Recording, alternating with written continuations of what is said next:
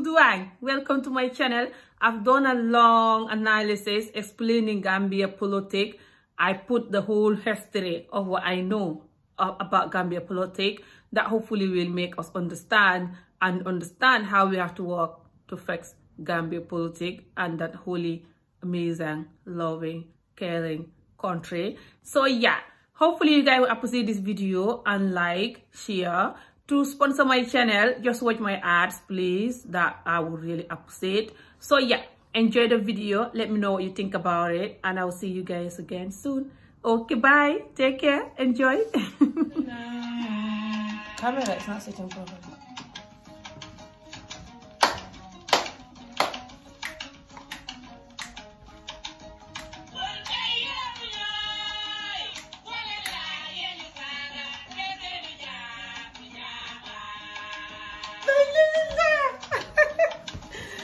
How much I love these songs.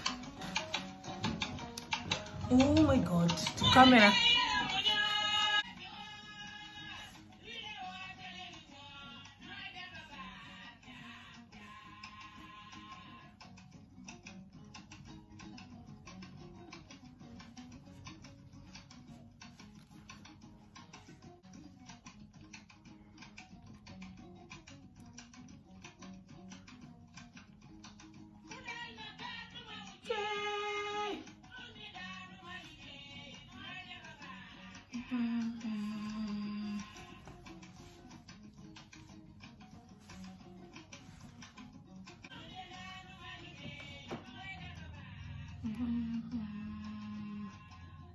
Hello, assalamu alaikum YouTube. How you all doing? Welcome to my channel. Today we are doing a Eid special current affair. Gambian politics will be explained in this video for some of you to have an idea of what is it like. So this video is gonna be a bit, it's one of those videos that I do that are so hard to talk about. You know, some of my culture, behavior that is disheartening. What's the English word? Stuff that I wouldn't want to say, especially in English, you know. So, but sometimes I try to be honest in English too, you know, and say things that I don't want to say, you know, for the whole world to hear. I feel like my culture problem is my family problem, of course, and I feel like it should be talked about in my language only. But sometimes I have to use English because English is also my language, and if I speak in Mandinka, some Wolof don't know. If I speak in Wolof, some Mandinka don't know. Then I have to repeat the topic, and sometimes it's a bit annoying and hard to just to deal with in that way. So sometimes I just feel like I want to speak in English. So today we are gonna do English video, and I like doing the English videos because then they help me improve my English too, you know. And they have been talking about Gambia politics in English. Some of the opposition people or some of the people that are in government, they do explain about what's going on sometime in English. So, but the way I talk about our issues is not just explaining the issue. Let me sit back and fix this scarf because it's coming out. I don't like to just explain our issue, you know, of something. Some of you that watch me for years, you know me. I like to explain our issues, and then I try to explain what caused it. So we will have an idea, so we will know why we have to watch and pay attention to what's happening, and so we will know why we have to stop it. I don't explain what caused it, I also explain the damage of whatever that thing is and why we should try to stop it. That's how I like to analyze my issues in my language and in any language if you watch my videos. The only problem is my English is not very good, so but I'll try, and I'll try to speak slowly and clearly for you guys to know what I'm talking about. Because not just my English is not very good, I also talk fast. And sometimes I can't speak clearly for what I want to say. But I believe it's not like I have speaking problem or whatever. It's just I have to calm down and speak slowly and clearly. So I'm going to try to be diplomatic in this video. It's hard for me to be diplomatic because I'm a comedian and too miserable to do anything diplomatically, but I'm trying. Okay? So, our politics is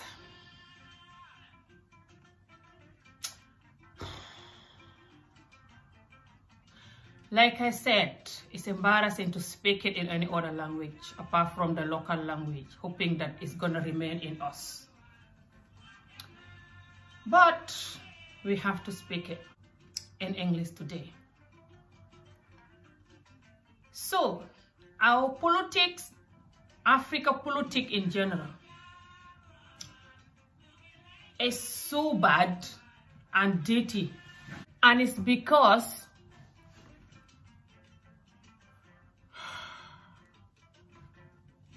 the way a lot of us Africans are being raised and grow up in a society of defante. How to say defante in English? Defante is like you do me one and I'll do you 10, you know, like that type of thing. I still have that defante thing, so don't worry.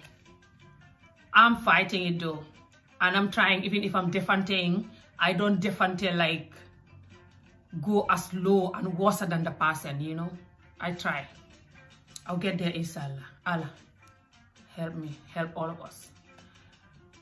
So I'm going to explain from the beginning our culture, why it's like this. The main cause of the way we are, which is, again, like I said, very hard to do. All my videos are hard to do anyway. So, even when I'm talking about someone who did something that, you know, that is wrong, and people talking about them, I still feel bad because I wish I don't have to talk about no one. I wish everyone will just do good, including me. That's what I mean by my videos are hard for me. A lot of them are hard to do, but I have to do it because I promised myself this when I was starting the videos, that I'm gonna stay loyal and do the best I can, you know. My camera is not very good today, but we're just gonna manage it. So,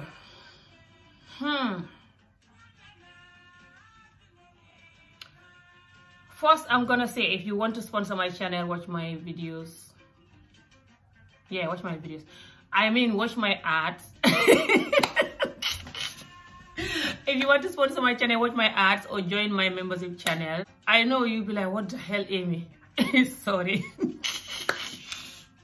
Don't know why I'm saying this, but just want to take away the silence when it comes to this and just face reality and tell you how to sponsor my channel, because I love doing these videos. I'm telling you, I love fixing my community while I'm fixing myself. So I'm gonna explain our problem, like I said, and it's hard. That's why I'm going, what's the English word? Going around the bush. What's the word? Instead of just going in it, because this topic is like, I'm gonna have some Gambians that is not gonna like this topic, you know, and some UDP people are not gonna like it or whatever, you know, and some Gambian in general will not be happy for me to even explain our culture problem in English, you know. But subhanallah, but we have to try and just be honest. That's the only way we can fix us, okay? We can talk about our issues. We just have to talk about it with respect. You guys know me. So, like I said, I'm gonna explain from the roof of our problem down. I'm gonna start from the roof up. No, I'm gonna start from the roof, not roof, roof. Climbing up. Okay. So the main cause of our problem, why we are like this, is because sadly and alhamdulillah, it's good and it's bad. Everything that is good has something that is bad in it, you know, most of the time. That's the reality. Or if you overdo it, especially. Yeah, that's the right word. So we do have this amazing Muslim culture in my country that I love so much that I cannot exchange for nothing. Okay? Alhamdulillah, and I'm so happy that I'm coming more close to Allah slowly, gradually, finally. Okay? And I love it. But certain things that we overdo, we see the consequences every day, you know, and we're still not going to learn from it, you know. We continue overdoing them. So, the overdue thing that I will be talking about today, which is the main cause of the way our politics is, why it's so dirty and hard to deal with, is the fact that we come from a culture that, you know, this polygamy culture, that the man can marry 2 wives, 3 wives, or even 4 wives if they want, but most of the time it's 2. That is more common, and then 3 also. 4 is not common in my country. It's very, very, extremely damaging. When I say extremely damaging, I mean extremely damaging. I hope you understand that English word, because like I said, my English are not very good. This part of my culture and the child marriage part of my culture is one of the 2 things that I hate most about my culture. And it makes me even get scared to marry people from my culture again. This is the reality, okay? Simply because it's hard to marry somebody from my culture, from Gambia or Senegal or any of these Muslim 2-wife men that believe in 2 wives, 3 wives, whatever. It's hard to marry them when they're not going to do that some years down the line. And I don't want that. I know, subhanallah, I don't want that. I know, subhanallah, Allah forgive me. I hate that to the core. Not because I am jealous. Last time, I'm going to explain to you why I hate it. Not because I am jealous only. No. Of course, I am jealous. That is part of it. You're not going to love a man, enjoy doing the thing with the man, love the man so much, want somebody else to do the thing and even worse with the man. Nobody wants that. Even a 2-year-old know that. So put that aside. After that, my scarf again, finding bridge. After that part, now I'm going to explain to you this other part is worse. Why I hate it. Last time, I'm not joking. This is the number 1 reason why I hate it also. It's the number 2 reason, sorry. And this number 2 reason is more damaging than the number 1 reason, which is the jealous one. The jealous one is painful for the heart, you know. So it's damaging too, because your heart can be thinking and sad and, you know, angry. And then the results of the jealousy, the work that the jealousy gonna deliver, is why I hate it most. It's worse than the pain of the jealousy. Okay, so because normally we live in one compound, we're not just gonna marry to one man. We live in one single compound with this man that's gonna have 2 wives or 3 wives, and each of the wives is competing to give birth. See, especially if they love the man, especially if the man is blessed. You know what I'm talking about. Subhanallah. You know also our African men are so blessed, you know, like when I say blessed, I mean extremely blessed. You know what I'm talking about. If the man, imagine a man that is so blessed, you know, in that department, you know, and then he has 2 or 3 wives. I'm trying to think if I was one of the wives. Oh my God, I would be so jealous. So, I saw these men are tall, handsome, and then blessed. But some of them are not even like all that tall, handsome, or whatever. I don't know if they're blessed or not. But the women are just so jealous. I'll be looking at them like, what are you jealous of? This man? So, I've seen all kind of jealousy and hatred and cooking this evil behavior that we are doing now. I saw all the cooking growing up, all different kind of cooking growing up in Gambia. And until now, I'm seeing that. So, because these men are going to live in one compound with 2 wives, 3 wives. So the wives are jealous. Every one of them is jealous of the other one. These women, by the way, if they're 10, for example, if it's 10 men that have more than one wife, the whole 8 is extremely jealous of each other. It's only 2 who are not. It's that rare to find 2 women that's sharing a man and they love each other very much, like genuine sisters. Like no one will wish evil for the other one. No one will just be jealous of the other one. They're like twins. It happens, but very extremely rare. Even these 2, I am so maybe the one is the genuine one. The other one is just pretending. So the rest are going to be pretending. Let's say the other 3 will be half pretending. Hey, hi Amy, morning. Look at this fat bitch. She talk too much and she's always on Facebook and YouTube talk in the yacht tag. I don't even know why she's married to my husband. Since she come into this house, we never have peace. I hate this woman. Look at her. This kind of thing. Pretending. Maybe the other 5 will be the fighting one that they cannot hide it. They cannot stand each other. Now you can imagine how bad that is when they have children and they live in one house. So, and the worst part is that these people involve the children in this. So, the children, they will do, for example, the children will tell the other person, for example, your children will come to me and say, yeah, it's mom.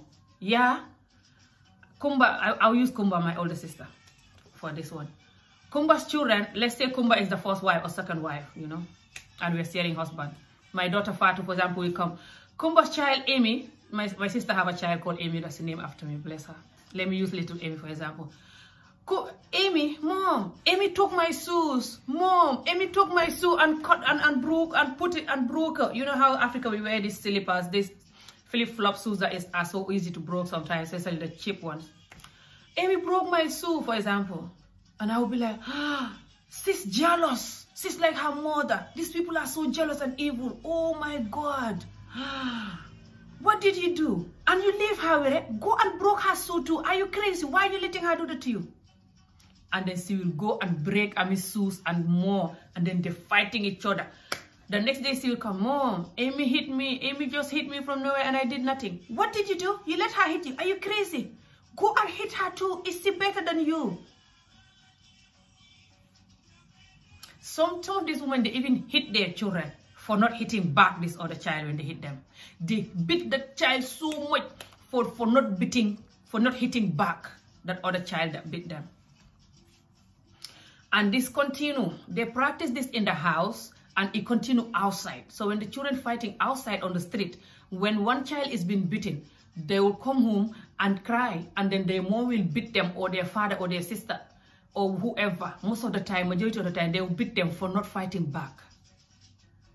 They will not even teach them how to not fight back, how to fight back with kindness, or how to leave that person knowing that they're broken or they're wrong for doing whatever. No, they will hit them for not fighting back.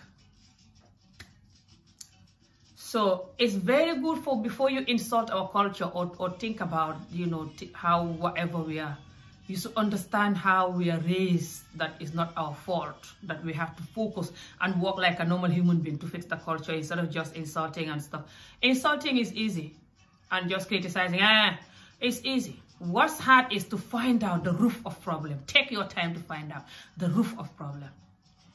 The root, sorry. Root, can't separate them. Because our culture is beyond just what you are saying. You cannot fix what you're saying. Don't even bother. Well, you can fix a little bit. Like what I'm trying to do now. I've been doing this for 4 years, you know. It's helping tiny bit. Some of my followers take it seriously. Some just listen to me for entertainment and they still don't apply nothing. No matter how polite you are with them. But you just keep on trying, you know. It will remind them sometime. If they're practicing this thing, they will be like, oh my God, I have to remember not to do this, you know. But if you're talking with rudeness, ooh, they'll just be like, oh my God, you're worse than us that you're talking about. Find a barrage, you know. But definitely our culture needs fixing, 100%. It's like every other culture, they have bad thing, you know. So our amazing, beautiful African culture, this tiny part of the world, the Gambia, beautiful, small, smiling coast, and just lovely, beautiful people. We have this tiny little thing that most of the time, majority of us are raised like that. So we have to talk about it. I know it's embarrassing. So when these children are raised like this, imagine when these children become in politics. When they come to politics, what it's going to be like when they're adult. And they raised to fight against each other, to call everyone jealous, to call everything jealous, to hit back whenever someone hits you, you hit them worse, or you get beaten for not hitting. Imagine. The other part also is, because this woman will gang up with their children to fight this other woman with her children. This other woman will gang up with her children. They will be one team. They always trying to get information from this other woman and her children so they can come and tell their mom. So their gang will fight this other gang. And then the father is in the middle. This woman will be like, this person did this and her child did this, and the other one is like, no, it's her who did this and her child did it, and the other one is like, no. Every single day this man will be like, some of these men, they cannot even stay home because of this. They have to have a girlfriend where they can go peacefully free without any argument. But what I'm asking this man is it worth it? This man hardly enjoy this woman, and their children definitely will not spend time with this man. Because whenever these men are off work, if they will be off work, because they're off day, they still say they're working, some of them, so they can go and see girlfriends, so they can be happy without argument. So when they're off, when they spend time, for example, with me and my children, even though it's my night, most of the time they do two days for Amy, 2 days for Kumba, for example, okay? When we're in the same compound, for example, yeah, some of them, they have one of the women in the other in another house, a bit far away from this one, or maybe in the area. It's a bit easier that way, so they don't have to fight every day. But most of them will buy a land and build, and they will have 2 or 3 wives there, or even 4. Like, that's how the olden days people used to do it. But the olden days people, their wives still have jealousy, but they don't do it like the way it is now. They bit respect their husband, and they bit loyal and respectful. They have manners, so they don't do it physically and like going crazy and get the children involved too much like the way many of us are doing it now, you know. So it was better like my grandma time, you know, that kind of thing. Like, I know little history about it, and it was not like this. So they will involve their children, like I said. So these children grow up getting used to ganging up. So this ganging up, even here, you know, children do this. Sometimes at school you see, you know, these children gang up, you know, they have group of the famous ones or the not famous one or whatever, you know. They have that even in Europe. But in Africa it's worse. So they have, especially African countries that have polygamy, is worse. Especially my country that I know of. So then they will go to school, they will continue that gang up. They will get used to forming their old gang, their old gang, and to against these other people. And they grow up like that. They still gang up. Until now, we gang up against each other and just... I never do that. I've never gang up against the other person. I'm too forward and too open-minded for that. But I see that all the time. And a lot of people don't like me simply because I don't gang up. Even on our Facebook, I like everyone post that I can like. I share everyone post that I can share. And a lot of people don't like me for that, because if they don't like somebody and you see their post or you like their post, they hate you immediately. And because some of them don't like me because I talk about skin bleaching and other stuff, you know, that is affecting our society. I talk about the men, things that they do that affect us, and I talk about the women, for example. But the women I talk about, but not very much. I talk about men all the time. Most of the things that I talk about with women is like, for example, this type of topic, or like bad in-laws, or mothers who choose sons over daughter, or choose favorite child. Or I talk about skin bleaching, or I talk about single mothers, how they have to try to be disciplined and stuff like this. But a lot of people hate me because of the topic that I do, especially bleaching topic, because I talk about bleaching topic genuinely, like deep. And majority of our women bleach. Gambia, Senegal, Nigeria, you name it, everywhere. So because of this, they hate me, and they don't watch my video. They don't want anybody to near me. They don't share my stuff or anything like that. You know, and most of them don't. And when I see and like other people's stuff, if they don't like that person, they also hate me. I don't share anybody that insult or do anything. I see a normal stuff. But for example, because you don't like Amy, if you see Kumba see Amy's stuff, you hate Amy. Kumba, sorry. Which is why Kumba will not support Amy. For example, that type of thing. So they gang up on Facebook, they gang up on everything. You know, we just gang up on everything. Like 9 or 8 out of 10, we gang up on everything. Just like the same 8 that I mentioned earlier on. The 8 continue. But you still have 2, you know, that 2 out of 10 among us who doesn't gang up and who doesn't have this habit that I'm explaining. So don't worry, you still have a little bit of people that don't have this habit. So then, because they used to ganging up to fight this other woman, you know, because the mother is jealous of this other woman and this other woman also jealous of this other woman.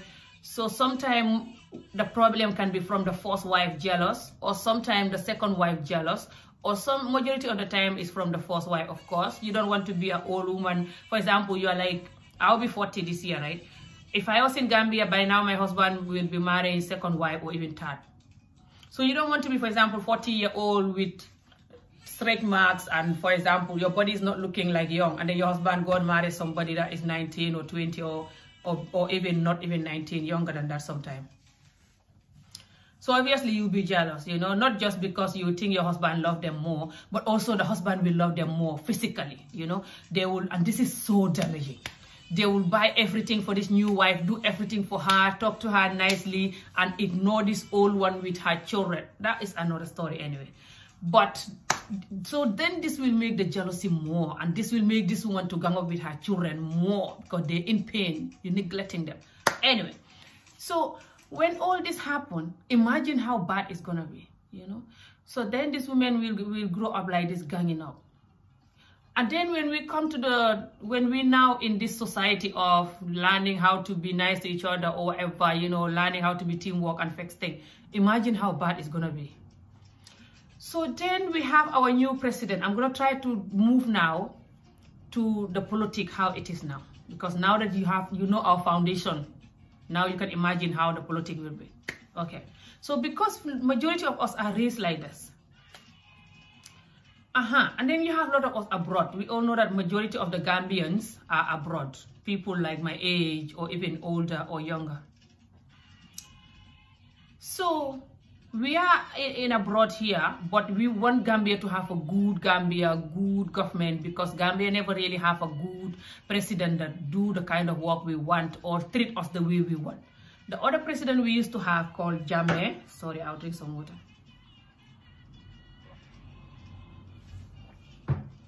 The other president we used to have called Jammeh,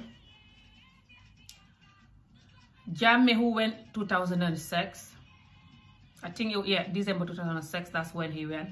That's when he, you know, left the country to, I think it's called Equatorial Guinea. He was there for 22 years, but he took over the country from the guy called Sadauda Jawara, who took over the country from the colonism. Yeah, from the colonism. So, but when Jawara took over, I guess he was still new, you know, Gambia, that was the first Gambia president, so he didn't know maybe how to develop the country very much and stuff, you know.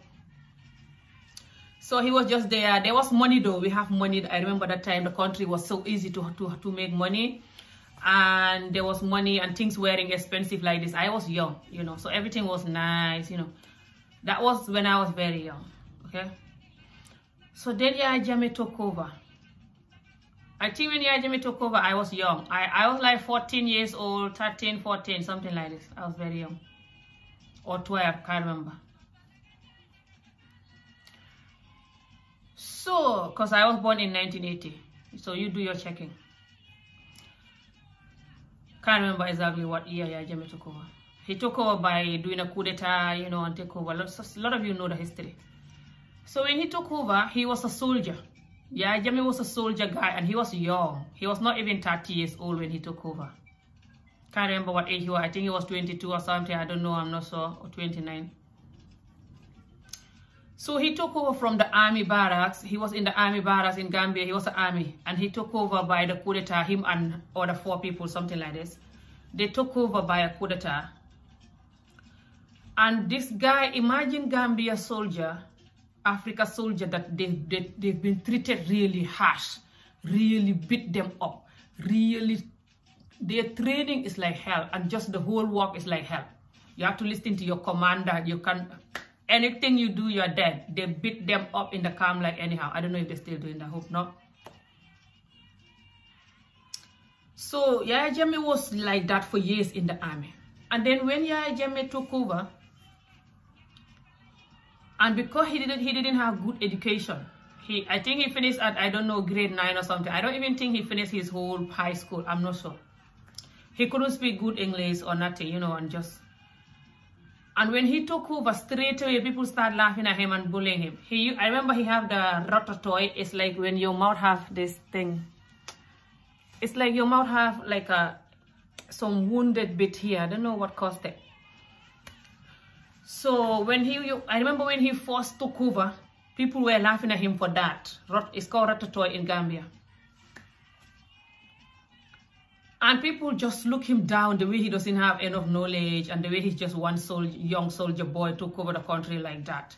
So I guess some of them are jealous as well, you know, the way he's just our president from nowhere and doesn't deserve it, of course, because it's a coup d'etat and everything.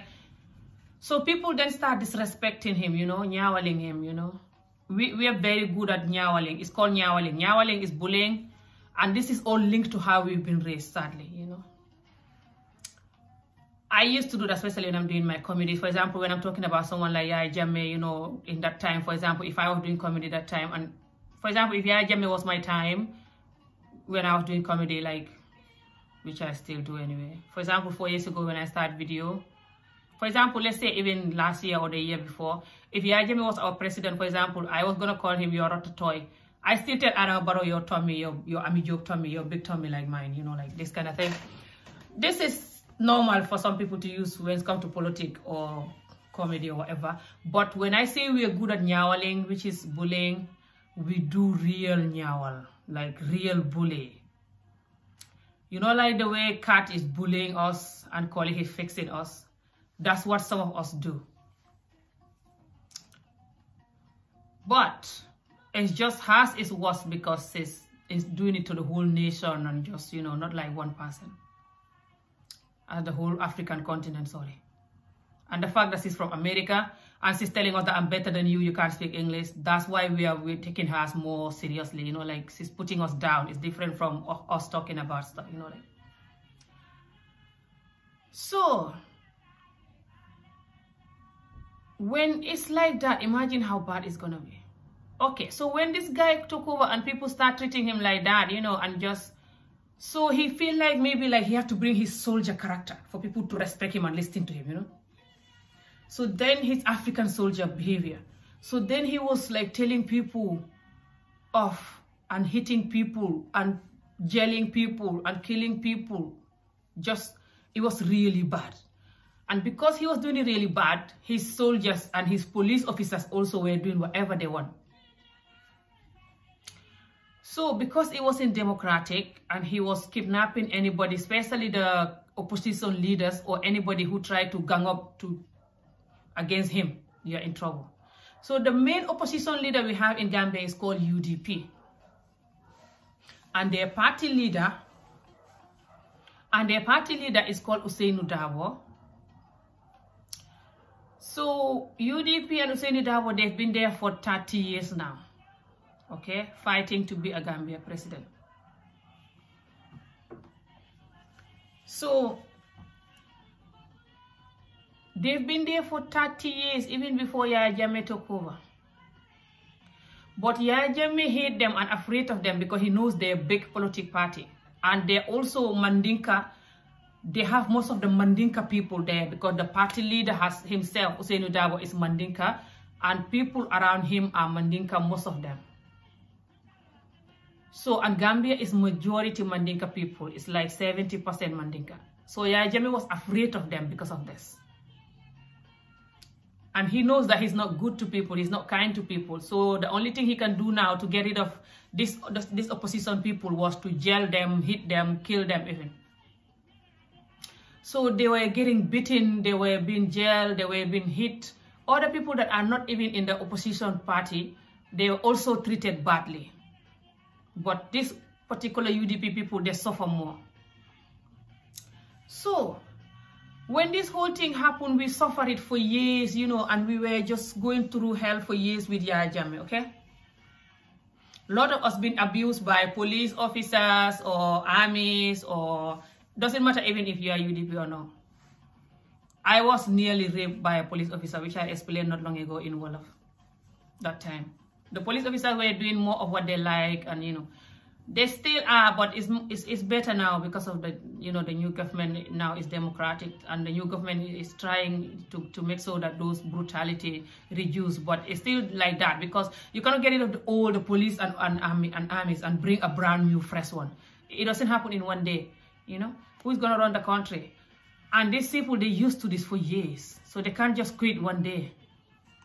So, and then when Yahya Jammeh took over, like I said, he was doing all of this to us. And then, when we are tired of Yahya Jammeh, he was getting worse every year. He was just getting worse, and he didn't develop the country very much. He tried. He built some hospitals, some school. He built the airport. He tried to brought us the TV. We have TV, our first television TV called GRTS. He brought that in the country. So he did certain things, but he still didn't do much. There's still a lot of work that was supposed to be done, need to be done still now. So when Yahya Jammeh went away, this scarf, sorry people, I should have pinned it, and I'm so bad at pinning my scarf because I'm scared of the pin. So so when Yahya Jammeh went away, we didn't have this guy. Before he went away, I'll explain. So when UDP tries so much, every year Yahya Jammeh will win. Every election Yahya Jammeh will win, sorry. No matter what. So we all know that it wasn't like he was winning. It's because maybe he was cheating on the thingy, on the election. So then we all gang up and make a coronation. So when we make coronation 2016, we all join. There's no way he's going to win us. So we win him, which he ended up refusing. You all see this on the news. So we nearly have World War III. Then we were so scared we couldn't sleep at night. But before that happened, Yahya Jammeh beat up a lot of people, killed some lifetime injury from the beat up from his armies that he asked them to do, from these opposition people. And he locked the party leader, the opposition leader, Ousainou Darboe. He put him in prison. That was just before he get out. Before the United Nations helped us to make him go. The ECOWAS, sorry. 2016. He knew that the coronation will come and that we will win him and that this man will be a president, Darboe. And he doesn't want Darboe to be a president. He hates Darboe that much and UDP that much. So he put Darboe in prison. So when he put Darboe in prison, then when the coronation won and he refused to go, he agreed first, and then later on he said, no, I changed my mind. You didn't win. You have to do another election. People are like, who is going to do another election here? And then the United Nations involved and everything. And then they helped to get rid of him, take him to this country that he is now, Equatorial Guinea.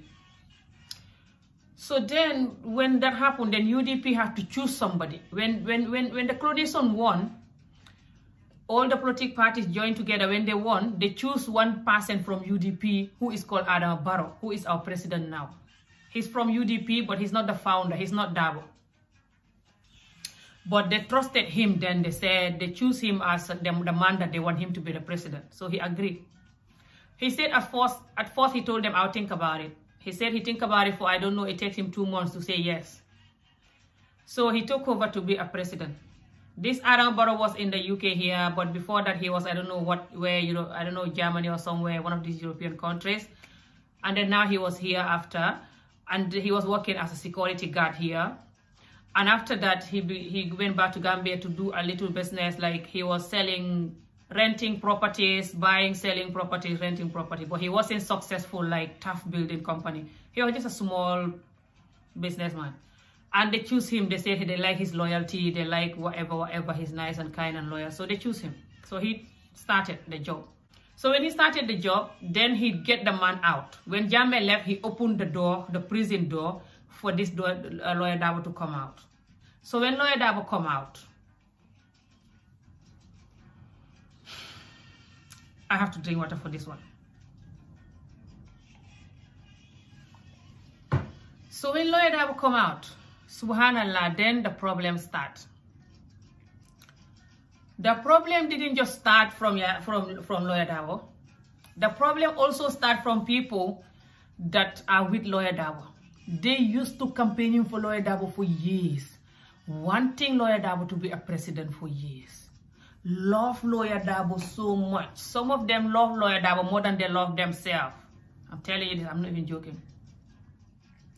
You know how some people can love their idol or whatever more than they love themselves? It's like that.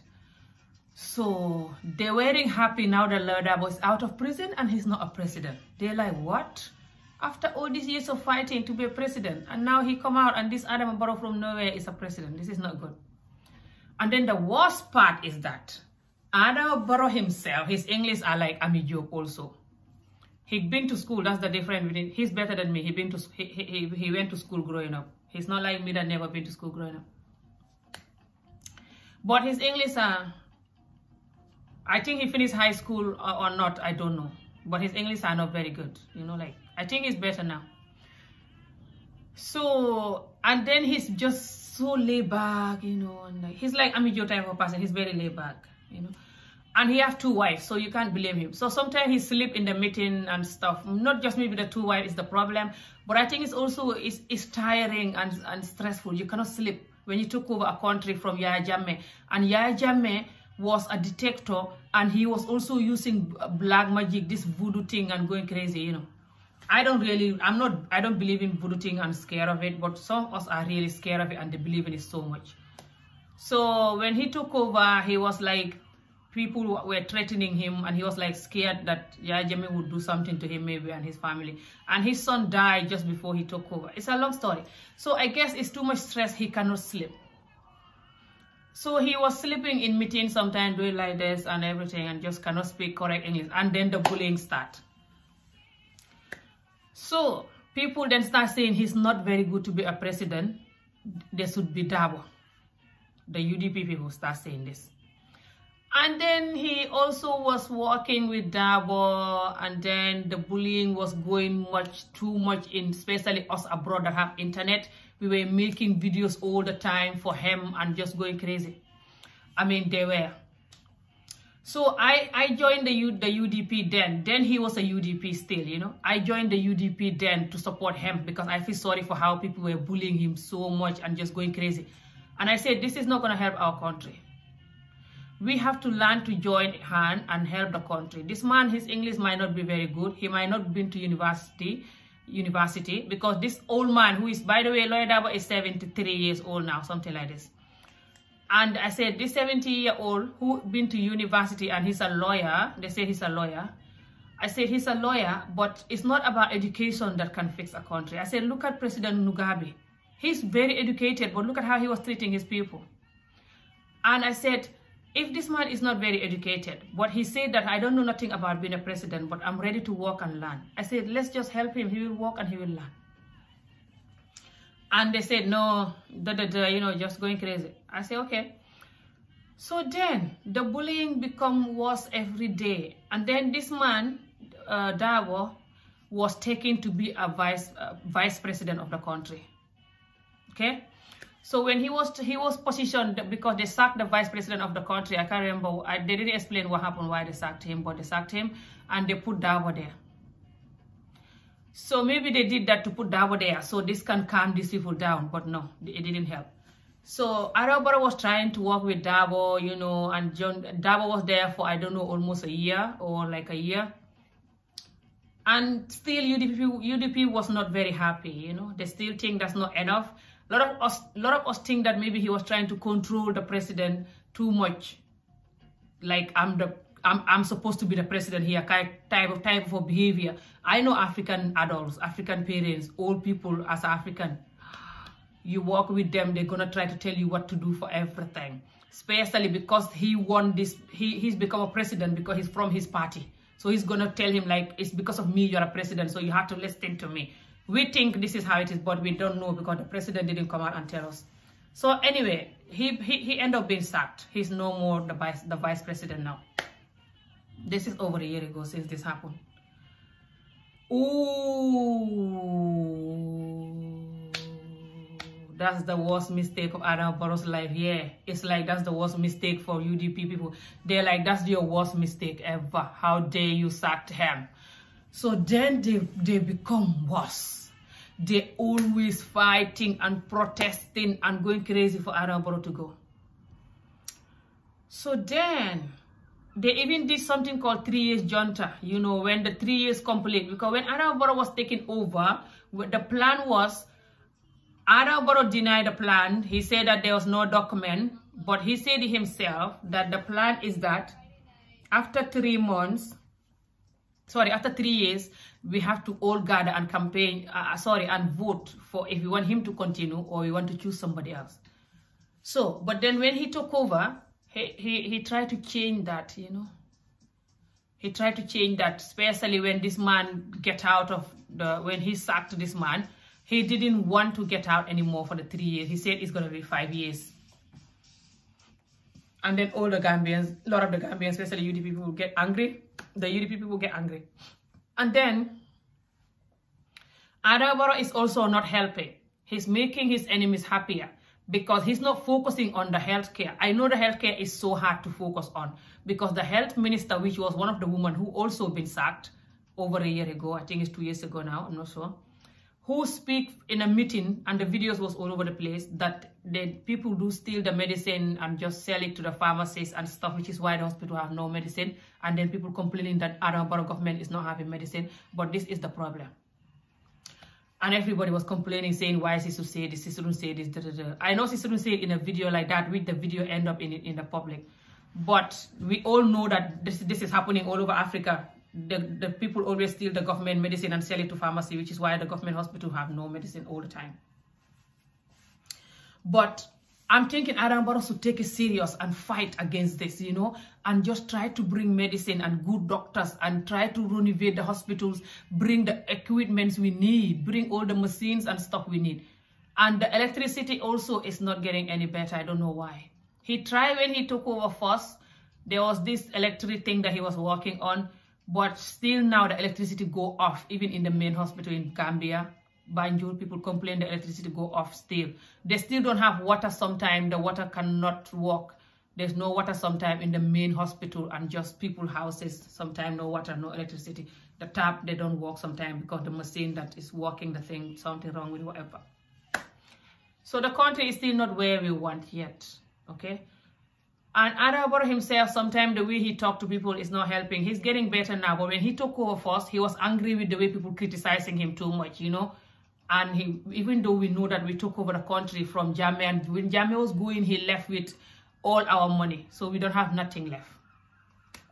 Also, he left the country in a chaos. What's the English word? He left the country in a bad stage, okay? So we all know this. So when we try to criticize him, for a lot of us, we try to criticize, Barrow, we do criticize him genuinely, knowing if that was us that is there. So let's talk the truth. So we like to see people like me, for example, I would say, when he took over, there was no money, so let's give him chance. I keep saying this. But then he have a lot of help from the government, from other European government or European nation or whatever. And then this help, sometimes we know of it, sometimes we don't know, but sometimes we heard of it. The million. For example, the COVID-19, there's like 500 million, something like this, Gambia Dalasi. And he was just giving people little rice and oil, whatever, instead of giving them some money at least on top of that for every household. Because Gambia is so small.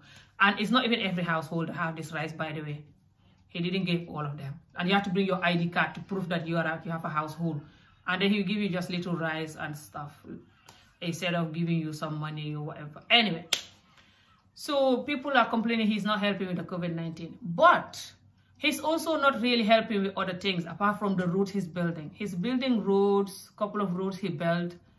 And not long ago, he brought some ambulance.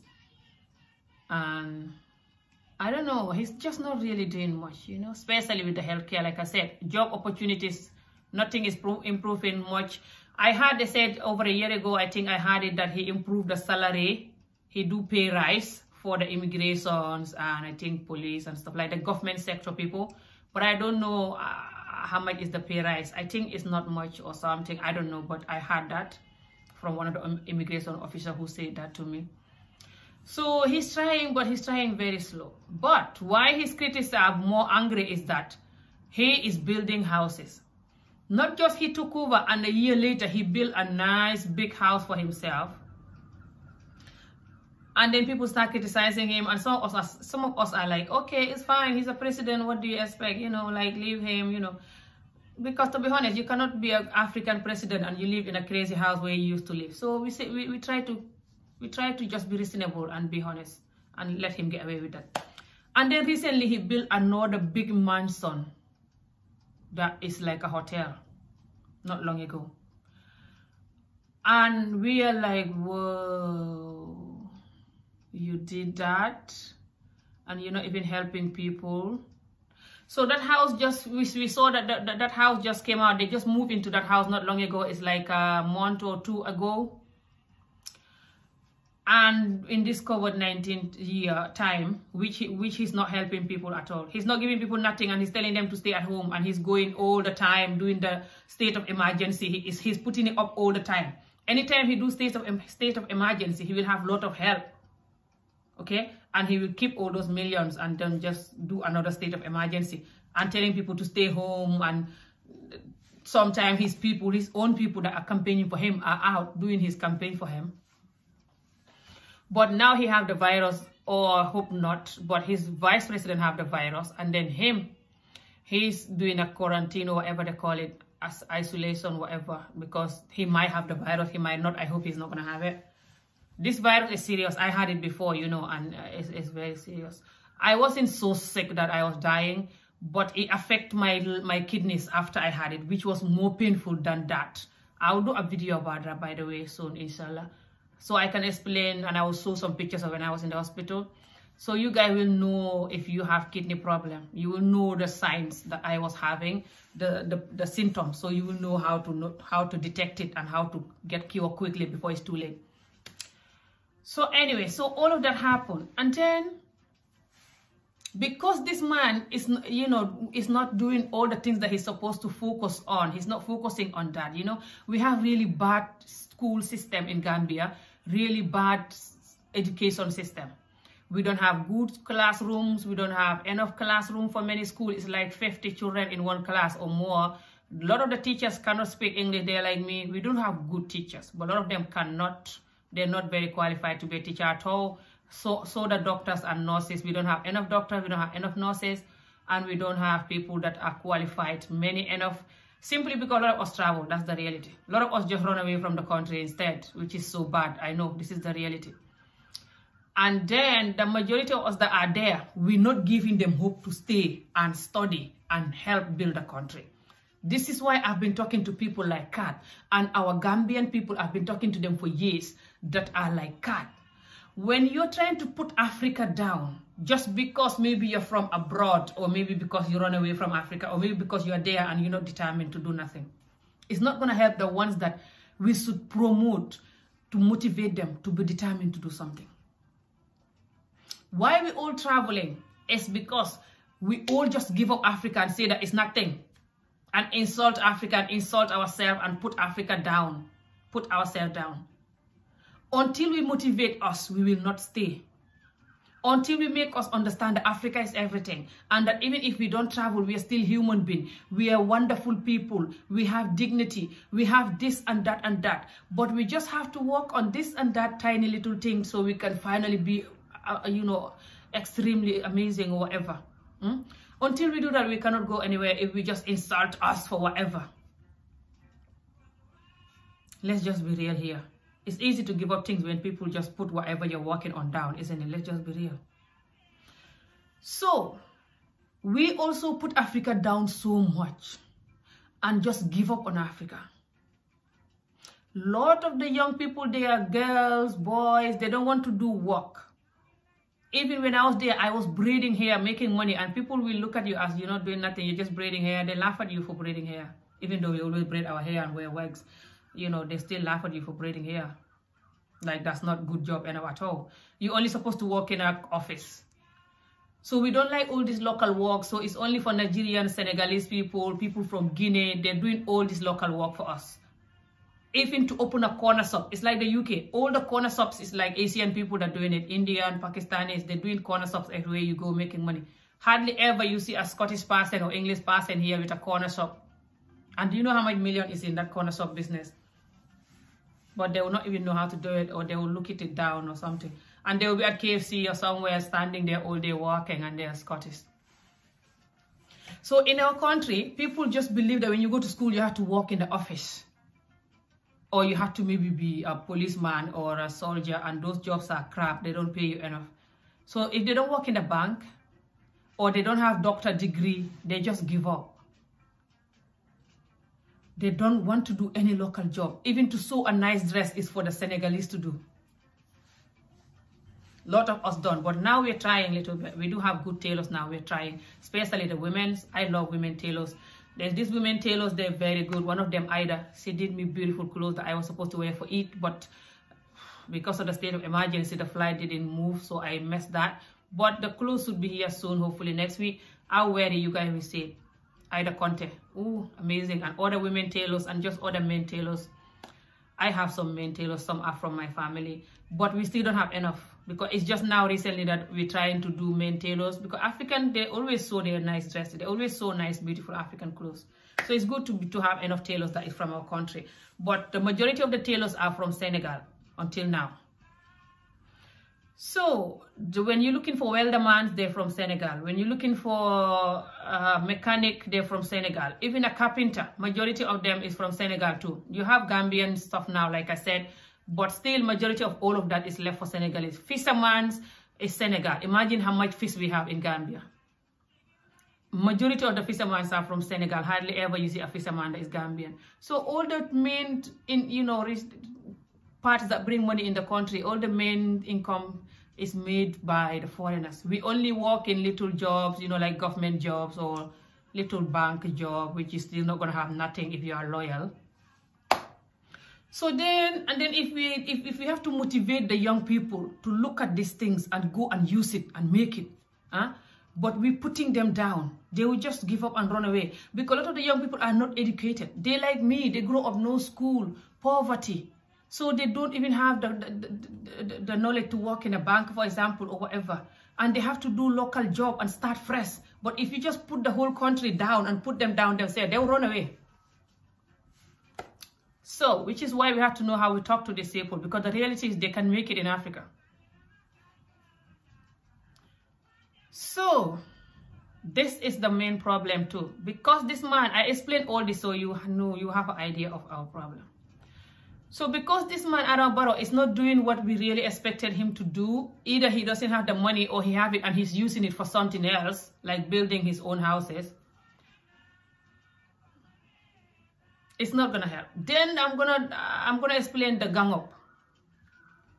Then the gang up start again against him. Now that this man is out, Dabo, the gang up start again. So the gang up, Dabo, the whole UDP, remember I told you UDP is majority of Mandinka, and Mandinkas are 70% in Gambia. Then imagine how much UDP is going to be, because UDP, the owner is Mandinka. So the whole gang up against Adam Barrow now, and they get him out of the UDP. They say he's not UDP anymore. He also get out, and he make his own party called NPP. So then UDP get even more angry. And then he said that he's not going to go for the 3 years. He's going to wait for 5 years. And then UDP get more angry. And a lot of the Gambians who are not happy with him also get more angry. The other Gambians who are not UDP, they're not just angry because this man, Dabo, is not a president, or because Adam Barrow get Dabo out. No. They're also angry because Adam Barrow is not... They think Adam Barrow doesn't have enough knowledge to be a president, the way he speaks and the way he is, and his background. So they're looking him down. You know how we are very good at looking people down as African, which is why we never develop. We always look at each other down, okay? And put each other down so much that we cannot even talk to each other with manner and respect like a human being. We think that we're not even worth that, okay? Which is why we cannot fix us, and we will never fix us like that. So they start putting him down, some of them thinking he's not, they say he doesn't know nothing, he's not capable. What's the English word? He's clueless, he's incapable, his English are not good, he's clueless, And then they just don't like him for that. And they also don't like it that he's not focusing on hospital or whatever, just, going crazy. So they gang up, they also just either join UDP for the hate, or they just make their own, join other political party, because they have other political parties, but they're not very popular like UDP. or they just don't even join any politics, but they don't like Adama Barrow. So you have that group of people too. And then you have the gang of UDP. So the gang of UDP really want Adama Barrow to go so much that is insane. Okay. For example, they will say things like, you must go. For example, there's this guy called Bamba Mas, okay? Bamba Mas was, he was working in the British Embassy, Gambia British Embassy in London, but he was accused of stealing some money and then he was sacked. When he was sacked, he gang up with the UDP. He was with the UDP, but when Barrow sacked the UDP party leader from the vice president, then he went with Barrow. Then UDP, some UDP people go with Barrow and some stay with UDP. So he was with Barrow because he was working in the embassy. So when he lose his job, he went with UDP and he will all the time do Facebook Live and he will explain anything that he knows about the government and even make up some stories. Just imagine how bad this is, you know.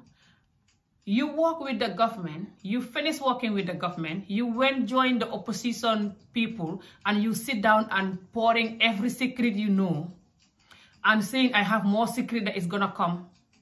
I'm waiting for the election next year to come before I'll say it. Or I'm waiting for if you don't get out of the presidency seat next year, or even before next year, if you don't resign, I will expose. But he's sitting here in London saying that. Imagine how wrong this is. So now he's not just telling the government to not employ anybody from UDP, because when he employ them, when they lose their job, they will come and insult him and expose him and just go crazy. Because he was working there, whatever he said is easy for people that are small-minded or easy, sorry to say small-minded, are easy to blackmail. We'll believe it. Let's just be honest. Adama Barrow is not doing much as how we expected. But these UDP people are going insane and they don't like nobody to say anything. They're gonna like hate this video so much. A lot of them. But the honest ones will know what I'm talking about. Even if their own government. I am sure they won't want somebody that is working in the embassy to lose their job because they're stealing money, that there's the evidence is there. And then they come to Facebook Live every day, go to UDP platform and go to other platform and tell all the secret they know from UDP government and even lie about stuff. I'm telling you that if you don't believe me, come and deny what I said, which they know you will not come and deny it because you are the government. You're not denying with somebody that is, you know, that you sacked and from the opposition party. But you know that majority of the people, especially the young people or people who don't know much about politics or your history, will believe in them. You will like that? You won't like it. So let's just be honest. This is so unprofessional and this is going to damage the government more. And it's not just damaging Adama Barrow government. It's going to damage UDP government if UDP end up being a president. If UDP end up being a president, UDP, if their brain is working, they should know that if they employ any person from Adama Barrow party, for example, or from any other party, there's a lot of other parties, by the way, in Gambia, or even from somebody that is not in politics, that person can do something wrong and they sack them and they will sit down on Facebook Live and tell all the secret that they know of the government and even more. So then this will be very hard for us to change people. When people do bad, we cannot change them. We cannot get them out. So how the hell are we going to fight corruption then? If we're not allowed to sack anyone, because when you sack anyone, they will expose anything they know from the government. And people will gang up and say, yeah, it's true, sending them the heart when they're talking on Facebook, like sending them the heart, liking it, just because you want that president to go. You have to think outside of the box. I don't care how much you want that president to go. I don't care how much that president is not doing whatever. You have to think outside of the box. That's why we have brain. This is going to make it so difficult for any government to run this country now. Doesn't matter if it's Adama Barrow or anybody. Because they will be afraid to sack anyone that is not doing good. And if they don't sack these people that is doing good, we cannot fix the country. So I condemn what this man is doing 100%.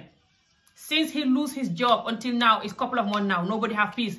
He's every time on Facebook criticizing this government, saying, I know this, I know that, Mr. President, I'm talking to you today. You remember that day when you say this? Remember that day when somebody tell you this and that? This is the fact. This and that and that. Remember when you wear this clothes. You remember when you see this. You remember this. I have this secret. I have this evidence. I have this. All these things you are saying is going to make, if UDP ever end up being a president, then UDP, if they think, they will be afraid to employ anybody. And this is not going to help UDP. And right now, Anna Barrow, the UDP people that are working in his government is a lot. Still. Or just other people that are not with him.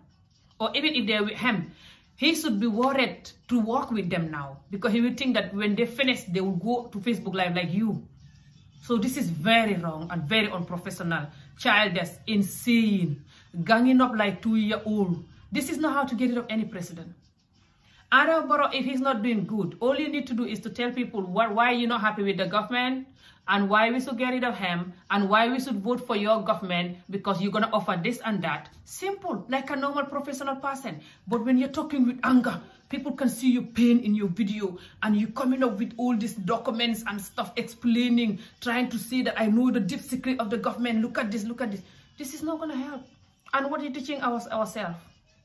And then when us, the women, have problem and we argue, we come on Facebook Live to insult each other and argue, you guys will be like, oh, Gambian women, they're always on Facebook Live insulting them.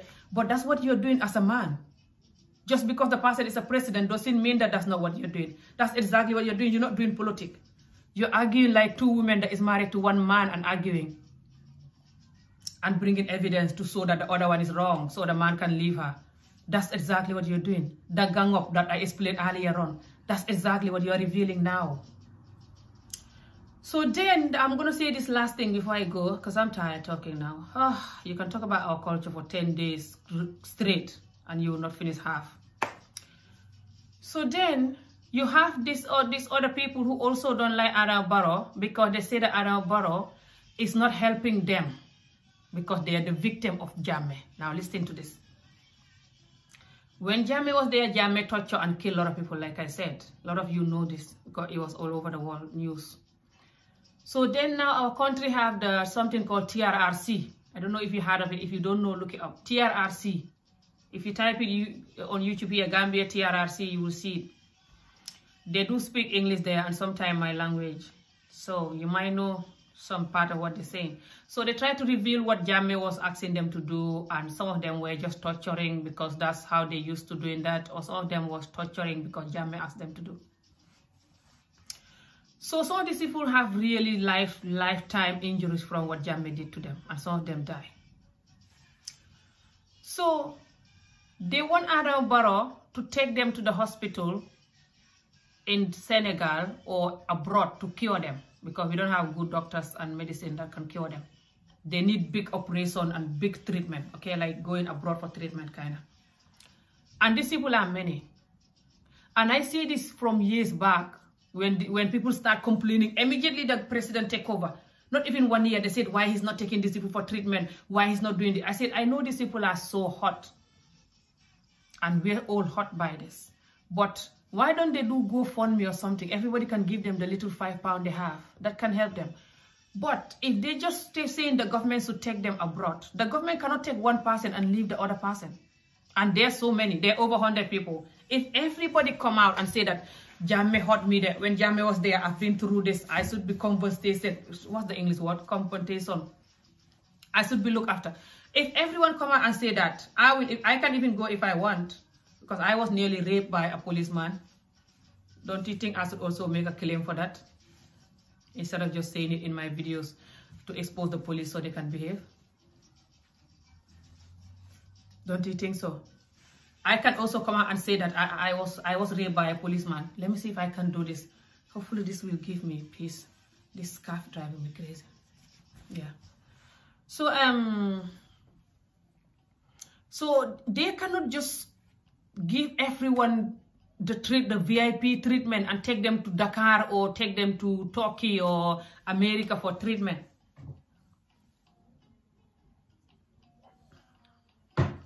Simply because if they do that for one, the other people will also come out and say, what about me? And that's not going to be fair. Let's just be honest. So then they're angry because some of them went to the president's house when he took over first. They went all the way to his house to say that I need help, I need medical help, And they said he gave them some little money, and then he gave them some doctor number, and then they're not happy with the results. You know, they're just angry. And they're coming to and they're in the UDP, and they're coming to their platform to explain all this and to tell people that this man is a betrayer because he's not helping them, so we shouldn't vote for him. To me, this is a problem that you shouldn't mix with you shouldn't politicize it. This problem of the people that jam me hot and beat up and kill, you cannot politicize it and blame Adam Barrow for it. Let's just be real. I don't like what Adam Barrow is doing. He's delaying the work we expect him to do, 100%. But let's just be real. Even if you were the president, the same thing I will say here. If you end up being a president, if you will, if people are doing you this, I will say the same, then you will like it, yeah. So you can go ahead and hit this one now and give the video dislike. But let's just be real. Before I start my videos, a few years ago, I promised myself to talk the truth here, or I will not talk. So don't even bother disliking or liking. So, if we all say that everybody that Yaya Jammeh hot, Barrow had to compensate them, what's the word? Take them abroad for treatment, give them money. Then Barrow had to give everyone, including me. Even like I said, I was nearly raped by a policeman, and that still hurt me. So, let's just calm down. I'm not saying this woman and other people shouldn't be helped. They should be helped. But they can ask us help instead and say GoFundMe, which I think I saw some of them have already. But they can continue asking for GoFundMe. We can continue to give them our £5, £10, whatever amount we have. But if they continue to blame the government for not taking them abroad, giving them VIP treatment, the government cannot afford to do that for everybody, and it's not fair for the government to do for 1 or 2 or 3 or 4 and leave the rest when they are more than 100. They are more than 200. If everybody come out that Jammeh government hot, ooh. So let's just be real. And the way you guys are ganging up and use every single thing for politicize, what's the English word? Every single thing you politicize it, it's not going to help you. It's not going to make you win. You have a lot of people like me who is sitting there listening and watching. They will listen and they will watch you because they're surprised. But deep down, they will not vote for you because they know you're politicizing it. You are using that excuse for people to vote for you because of this excuse. People cannot vote for you because of nothing apart from the fact that Adam Barrow is not doing, for example, the healthcare the way we want it, or the education system, or job opportunities, or electricity, whatever. These are the things that we want Adam Barrow to focus on. Even if he cannot do all, he should fix one to another, step by step. But he started from fixing the roads, making some roads. That's good. But a lot of us don't have car. A lot of us don't even see those roads that he's building. But when it's the hospital, all of us will experience it if it's good. When it's the education system, all of us will experience it when it's good. When it's him improving job opportunity, majority of us will experience it when it's good. We will experience the roads too. But majority of us will not experience it because a lot of us don't have car. And even if you went on the road and it's good, even if you don't have car, maybe like 10 people will appreciate it. Sorry, 8, 7 or 8 out of 10. The rest will still say that I don't care, this road is good. I just come out of the hospital and there's no medicine, or the doctor don't even know what's wrong with me, or Because majority of the time they don't know what's wrong with you, or they call everything malaria when it's not malaria. My kidney problem that I have here, not long ago, I was in the hospital for 3 days. If that was in Gambia, they would call it malaria, and by now I'm dead. Subhanallah, I'm telling you, because all the symptoms were exactly like malaria symptom, and it's not malaria, it was my kidney. So we need good doctors, we need so much. And Adam Barrow is not doing all yet. But the reality is, even you were Adam Barrow, you will not do all. It's easy to see someone running a marathon, you'll be like, you're too slow at running this marathon. I'm a job, you're too fat. If that was me, I won. But when you put on your shoes and start running, you will know the type of energy you need. You will know how hard it is to run a marathon. It's hard to run a Gambia, Africa government. It's full of corruption, full of things not in place, full of disorganized system, not organized system full of gang of people to exaggerate the words against you just so you can go. This ganging up thing growing up. So calm down. Some of you guys will talk until you're crying in your video. Using every little thing, talking until you don't have no voice. Your voice is gone. You're talking like, you must go. Calm down, please. This is not going to help you. And you have 1 year, 4 months, or 1 year, 5 months to go before election. How are you going to be screaming that whole time, talking for 2 hours, 3 hours screaming? And you also say in your videos that if you don't go, we must take you out by force. It's going to be world war. You must go. You cannot say this in a video. This is not campaign just because you're not working. This is because you want to be the president by force. It's beyond just because you're not working the country. And you cannot make us scared. We're not scared. Nothing is going to happen. You cannot do fuck all. If we can get rid of Yaya Jammeh peacefully, that Yaya Jammeh, if we can get rid of him peacefully, then we can do anything. You cannot make us scared that if Barrow win, these people are going to bring war. No. God is here. If you want to bring war just because you want to be a president, you might lose your life. So I advise you to just calm down, campaign like a normal human being, okay? And if you are meant to be the president, you will be. I don't care who is the president. I just want Gambia to be fixed. I don't care who is the president. That's the reality. I'm not those people that is like, I don't want Mandinka there, or I don't want Fula, I don't want Manjako there. I don't care. I just want Gambia to be fixed. Whoever is there, I don't care. So this is the Gambia politic, analysis that I wanted to do today. We just need Gambia fixed. Pray for us, everybody. Gambia is so small and it's so beautiful, peaceful country, loving, caring people.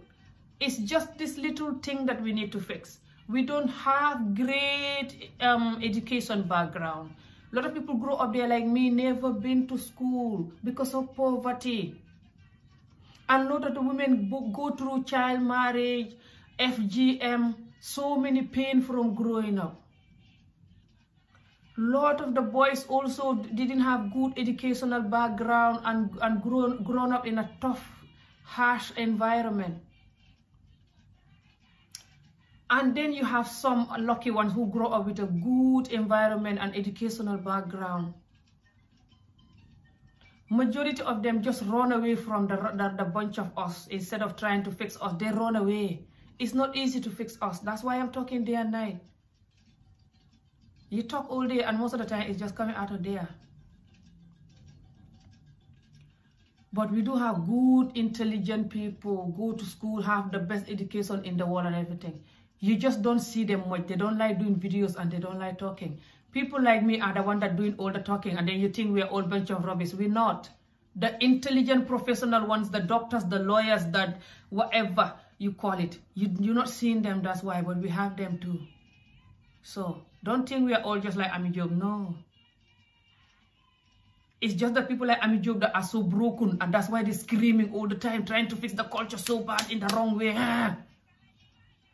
So please, let's just all calm down and try to cure our mind, try to cure our brain, try to judge the situation with honesty and fear. Even if people are gonna hate us for it, you're gonna have a lot of haters when you judge any situation with honesty. But it's fine. You will go to bed sleeping, be proud of yourself. Do it. Do it for your own good, for the future. But if you're doing it selfishly, doing it anyhow, it's gonna come back to you. If you end up being a president, it's gonna haunt you. It's gonna come back, the results will come back. It's gonna keep going on circle. People will do the same to your government and you won't like it, and the fighting continue. So let's just try to do it like a normal human being way, so we can finally have peace. So even if we have another president there, we will have peace. This is the only way forward. Without peace, we cannot fix nothing. Never.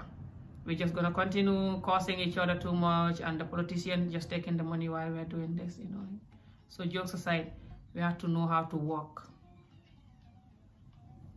This is what I wanted to say today. Like the video, share, let me know what you think of this topic. Comment below nicely with respectful comment. If you comment below nicely and you're not too rude, I'm not gonna delete you. I only delete extremely rude comment. If not, I'm very open-minded. I would just like the comment. Even if it's against me, I would just like it, you know, as long as it's honest and disciplined. So yeah, this is just what I wanted to say today. Hopefully you guys have a lot of knowledge about Gambia politics now, and hopefully all my Gambian people will definitely try to look into this. If not, the next year politics will be very dirty and rough, and even some people could lose their life, and nothing is worth that. You don't want any president to win the election when you're already dead. Nothing is worth that. And that's going to teach our youths how to die while you're fixing something. When you can fix something peacefully like a normal human being, God give us brain. Okay? Dying doesn't fix nothing. It just shows that you are a coward and brainless. So let's focus on fixing that tiny, amazing, beautiful, yummy Gambia, and pray God is going to give us what we want. Inshallah, it will happen. And yeah, thank you for watching. See you next time. Take care. Bye. We are going, only Allah knows where we're going, but I know we will get there.